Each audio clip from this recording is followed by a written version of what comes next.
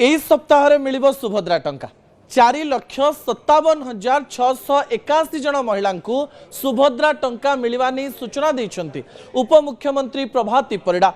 नुआ पंजीकरण करिथिबा 1,78,398 जन को सामिल करा जाइथिबारो सेमाने पाइबे प्रथम किस्ती अर्थ।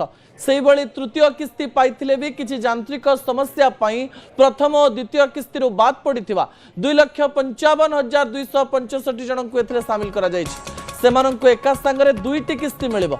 एथि सहित अभियोग शुणानी रे 24,018 जन हिताधिकारी को सुभद्रा रे सामिल करा जाइछि। मोट 250 कोटी टंकार सहायता राशि पठाइबे सरकार।